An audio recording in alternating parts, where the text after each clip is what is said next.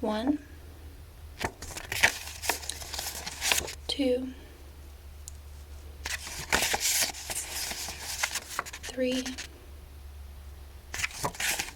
4,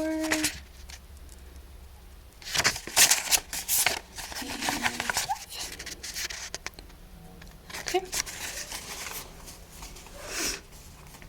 Have you ever been in the ocean and felt something brush up against your leg? Have you ever been challenged by someone to see you could swim the farthest in the ocean, but you were deathly afraid about what lies beneath the water's surface? Sharks are the most feared thing in the ocean, but they are also a very important part of it, and they are endangered. When I was a kid, I had nightmares about being stalked by sharks, so they've always scared me, and like me, they scare many people. As I grew older, I became aware of their endangerment, so I began to do research on different types of sharks, why they were endangered, and the price of losing this beautiful creature. I also watched this incredible documentary called Shark Water, which gives an in-depth look from a biologist on the horrors of shark finning and shark endangerment. So today I'm going to tell you why the loss of the shark would be harmful to us and our planet. I'll provide you with some general facts about sharks, why they're endangered, and the consequences of losing them. I will begin first with giving you some general facts about our fish friend.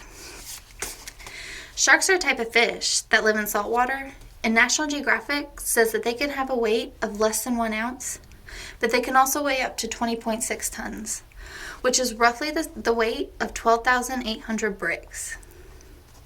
Scientists believe they have been swimming in our oceans for more than 400 million years.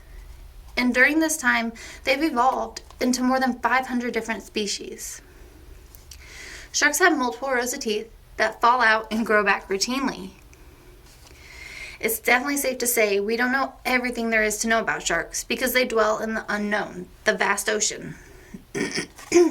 Scientists are still trying to figure out how long they live. The oldest shark on record was a gray shark, and that shark lived to be 272 years old. What we do know about sharks is that humans are not a food for them. In fact, you're more likely to be struck by lightning than to even be bit by one. Most sharks will eat smaller fish, but larger species will eat seals, sea lions, and other of the ocean's mammals. So now that I've provided you with some general facts about our predators of the sea, I'm going to tell you why they're endangered. Sharks are highly valued on international markets, and the World Wildlife Organization says this is because of demand for their meat, their fins, and their oil, and that most of these sharks are killed by unregulated fisheries. Greenpeace, National Geographic, and the World Wildlife Organization all say another significant threat to the sharks is pollution, litter in the ocean, which causes a loss of habitat for sharks, and the warming of the ocean. Sharks are very particular about temperature. So if the oceans keep warming, they're going to have to change where they live, where they migrate, and this causes a lot of disruption in the sea. National Geographic says that an estimated 100 million sharks are killed each year. The National Oceanic and Atmospheric Administration website tells us that the U.S. is the leader in the fight to help save sharks, but killing them is not illegal. The Shark Conservation Act of 2010 says that any sharks killed in U.S. waters must be brought to shore with their fin naturally attached. This is meant to stop the production of shark fin soup, which is considered a luxury item to many people. Sharks take years to mature, and they don't produce many young, so this makes them extremely vulnerable to overexploitation. Now that I've told you some general facts about sharks and why they are endangered, you may be asking yourself, well, wouldn't life be better without having to fear sharks in our ocean? But the price of losing them could be devastating. Sharks are vital to the balance in the marine ecosystem. They help maintain lower species on the food chain, and they help weed out the weak and sick creatures. Losing the apex predator of an ecosystem changes that ecosystem entirely. Joe Hansen with PBS says that if we lose the top predator in the ocean, all the food that they eat will boom in population and will cause complete chaos in the ocean.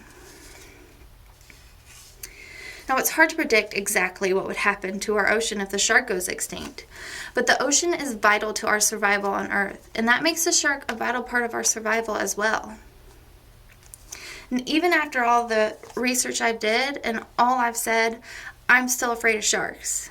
But that doesn't mean they don't need to be saved. Sharks are a beautiful creature and have a major impact on the biggest ecosystem in the world.